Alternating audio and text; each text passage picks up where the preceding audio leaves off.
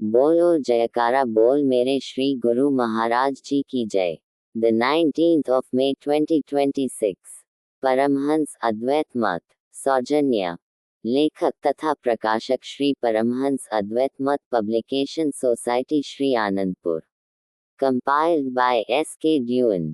आज का पाठ आगे पेज 417 से 419 तक। आनंद संदेश। श्री आनंदपुर में शरणागतों की संख्या दिन प्रतिदिन बढ़ती जा रही थी। जितनी शरणागतों की संख्या बढ़ती उतना ही श्री गुरुदेव महाराज जी अत्यंत प्रसन्न होते, क्योंकि उनकी जन्मों से बिछुड़ी हुई रूहें अपने धाम में पहुंच रही थी, जिनके लिए वे सब रचनाएं रच रहे थे।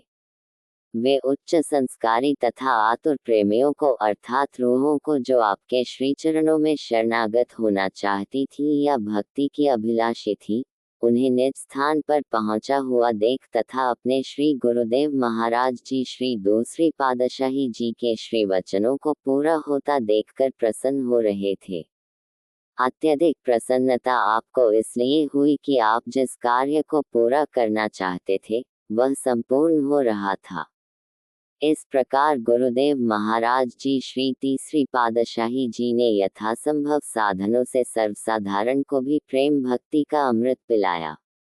जिन जीवों के हृदय में गुरु भक्ति की लगन जागरूक हो चुकी थी तथा जो श्री दरबार में शरणागति लेना चाहते थे, उनकी अटूट निष्ठा को देखकर उन्हें चरण शरण प्रदान की तथा जो संस्कारी आत्माएं आपकी विमल भक्ति में लगन बढ़ाती हुई संसार में रह रही थी, आप उनके अंतर्मानस की जानते हुए उन्हें उसी अनुरूप श्री प्रवचनामृत पान कराकर उनकी भक्ति बना रहे थे।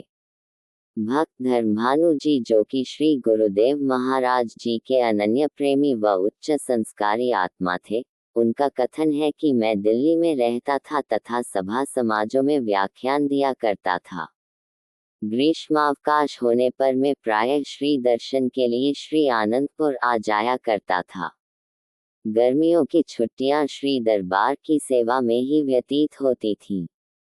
जब मैं यहाँ पहुँचा और श्री दर्शन की आज्ञा पाकर अंदर श्री चरणों में उपस्थित हुआ तब श्री भगवान अकेले अपनी पवित्र मौज में पलंग पर विराजमान थे।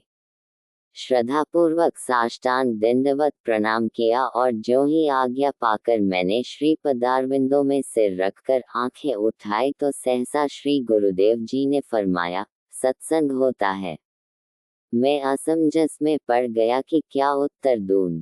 महाप्रभु जानते थे कि मैं सभा समाजों में बहुत व्याख्यान दिया करता हूँ। इसी विचार से ही गुरुदेव महाराज जी ने पूछ लिया कि सत्संग होता है। मैं तो ये प्रश्न सुनकर स्तब्ध सा हो गया। मुख से मेरे कोई उत्तर न निकल सका। इस पर श्री प्रवचन हुए कि सत्संग नहीं होता, क्योंकि किसी पुस्तक का पाठ कर देने को सत्संग नहीं कहते। पुस्तकों तथा ग्रंथों की वाणी पढ़कर सुनाना, उसके अर्थ करना, परंतु उस पर आचरण न करना, इसे सत्संग नहीं कहते। तब महाप्रभु ने बड़ी ही गंभीर मुद्रा धारण की और अत्यंत शांतिपूर्वक समझाने लगे कि सत्संग सद्वस्तु का संग कराना, सत से मिलाप हो जाना। सत से मेल कौन कराता है? इन विविध पुस्तकों की पंक्तियों का पाठ करके इन पर चिंतन करो, तब पता चलता है कि ये धर्म ग्रंथ भी यही कहते हैं कि सत वस्तु से संग करना चाहिए। सत का ज्ञान महापुरुषों से होता है, अतः संत महापुरुषों से मिलाप कर सत असत का ज्ञान कराना ही सत्संग होता है। अतः अब सत्संग भी किया करो।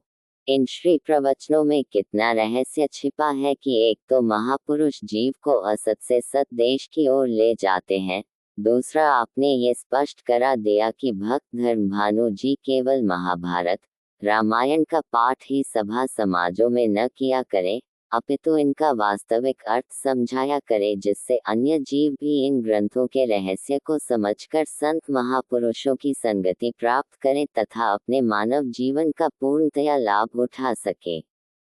इस प्रकार से आपने शरणागतों तथा अन्य प्रेमी जिज्ञासुओं को अपने अपने ढंग से ही लाभ पहुंचाया।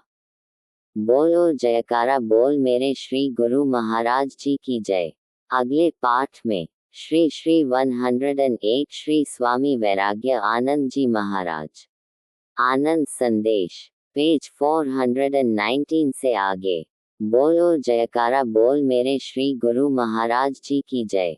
Complied by S.K. Dewan।